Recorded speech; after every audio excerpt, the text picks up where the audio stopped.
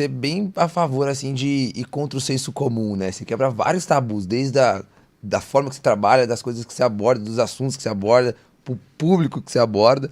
E você imaginava que você ia ser essa referência pra homens, pra falar de relacionamentos? Já era um intuito, já era algo que você desejava fazer ou não? Então, muito louco, porque assim, eu sou apresentadora de TV, eu me formei em rádio e TV, mas eu vim do interior.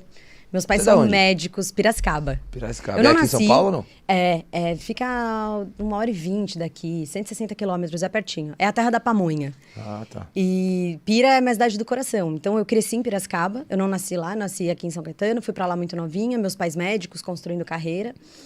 Aí estudei a vida toda lá e desde pequena eu sempre quis trabalhar com comunicação. Então Uau. já tinha essa veia artística na família.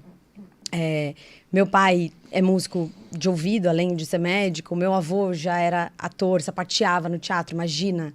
Naquela época, pensa.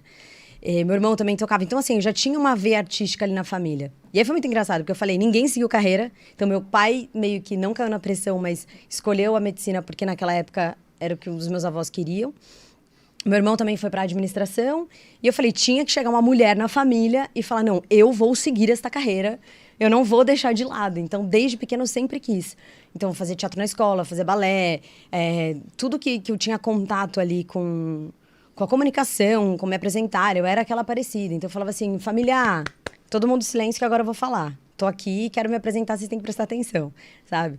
Então, eu já tinha isso. Eu falava, Renata Diniz é nome de atriz. Você acha? 5 anos de idade. O que você vai ser quando crescer? Eu já tinha certeza disso. E aí, cara, eu fui crescendo. Pela profissão dos meus pais, eles não conseguiam me levar para testes. Então, tipo, na época das Chiquititas, pelo amor de Deus, eu queria muito. Não tinha como. Então, eles não tinham como vir para São Paulo e me acompanhar nessa carreira. Mas aí, quando eu fiz 17 anos, tipo, terminei a escola. Eu estava muito decidida, aí eu já tinha conhecido a escola do Wolf Maia aqui, vim estudar teatro, enfim, comecei a rádio e TV em Piracicaba, depois eu transferi para São Paulo e tô há quase 16 Então anos você é aqui. muito privilegiado, né? Porque é muito difícil a gente descobrir, assim, algo que a gente tem paixão desde novo, né? Na verdade, isso é muito louco, né? Porque a gente fala muito aqui dessa questão da construção da disciplina, de você conseguir desenvolver as suas habilidades. Isso era uma coisa muito natural, muito espontânea minha. E no início, meus pais tiveram muitos problemas na escola comigo, porque eu não parava de falar. Então, a Renata fala muito, a Renata não presta atenção, a Renata não para de falar, ela é hiperativa. E eu vejo hoje que, claro, devido às proporções, eu acho que existem sim alguns distúrbios, eu não tenho nem capacidade e conhecimento para falar sobre isso. Mas assim, eu poderia ter sido uma criança diagnosticada com hiperatividade. E eles poderiam ter pensado em começar a fazer um tratamento comigo de pequena, porque, não, ela é hiperativa, precisa parar essa menina. E na verdade, não, eu só aprendi a domar isso. Mas ontem, inclusive, na aula com os brothers, né? Eu tô com uma turma do método que eu tenho, depois a gente pode falar disso. Eu falei exatamente dessas habilidades e qualidades e características que normalmente na infância a gente é podado, né? Então, fala menos. Então, eu ouvia muito, tipo, Renata, você tá sendo inconveniente. Tipo, eu escutava bastante. Tá também. falando demais, fica quieta, não para. Eu ia no restaurante, derrubava, tipo, brincava de passar embaixo da mesa, derrubava tudo. Eu queria falar com todo mundo, eu queria participar dos assuntos dos adultos na mesa. Então, eu sempre fui essa criança.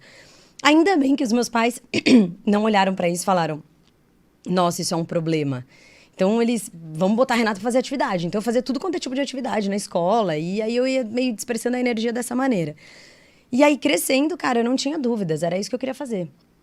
Claro que numa cidade de interior, com pais médicos... você vai ser médica? Você pensa em fazer medicina? Já tem uma pressão, já é inconsciente. Cara, total. E eu falava, não, é isso que eu quero fazer. E aí, quando eu comecei a fazer teatro no Wolf Maia, meu pai falou, não, quero que você faça um ensino superior, né? Tudo bem, você não vai seguir a nossa carreira, tá tudo certo, mas assim, escolha uma coisa que você ame pra você trabalhar muito, porque é isso que é importante na sua carreira. E aí vem aquela crença, tipo, o que é importante é o que você faz, né? Então, vai lá e determina muito bem o que você quer fazer. E aí eu falei, não, vou fazer faculdade de rádio e TV.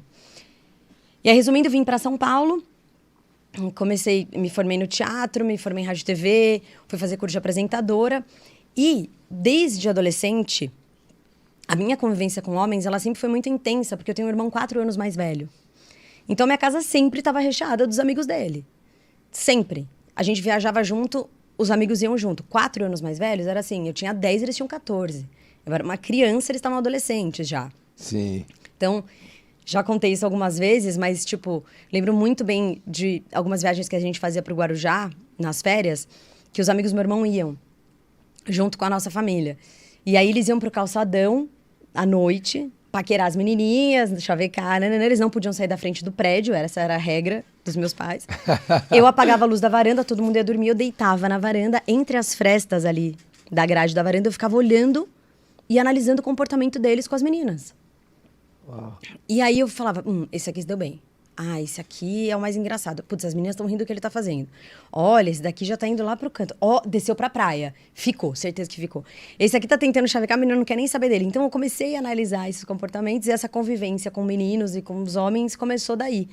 Dessa presença dos amigos do meu irmão, sempre em casa. E na escola também. E aí, todo mundo teve uma fase meio patinho feio. Eu sofri um bullying pesado na época da minha escola. Não, porque eu era muito magrinha. Então eu era magra e baixinha.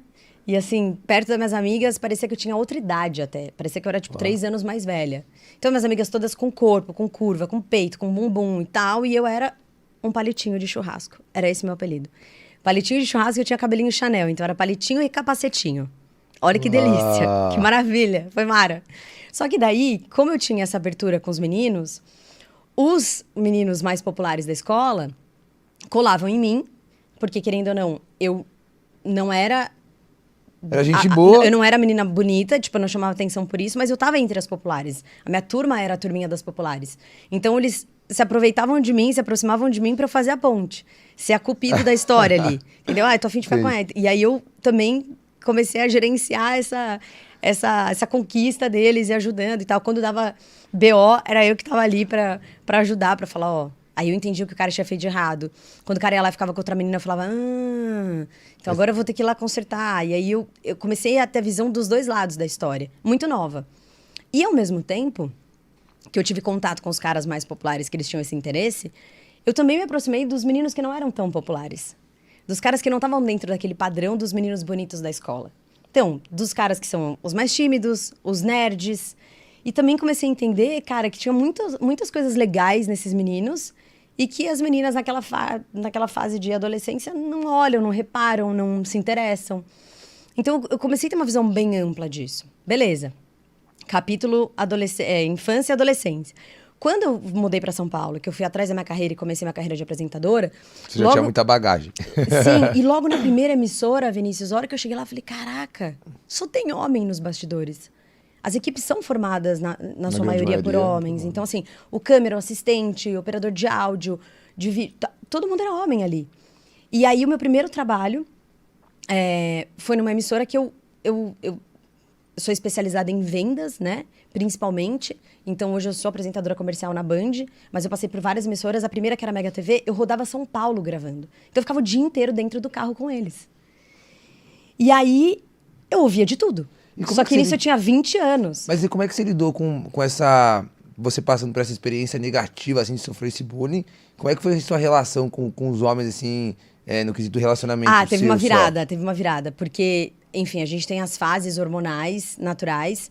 E aí, eu demorei muito pra menstruar. Perto dos 17 anos, meu corpo se transformou. Foi muito aqueles filmes americanos, teenager, assim, que eu virei outra pessoa. E aí, os caras que me alopravam, a hora que eles olharam e falaram, meu, o que aconteceu com a Renatinha? Aquela coisa das férias, sabe? Sim. Tipo, passou as férias, voltou, eu era outra menina no outro ano. Aí você se curou emocionalmente essa... Não, aí eu cheguei, eu era a única menina que nenhum deles tinha ficado. E eles falaram, bom, é carne nova no pedaço, agora vamos pra cima. Daí eu falava, agora? E aí eu até inventei uma frase, eu falava, quando eu quis, você não me quis, agora eu não quero mais.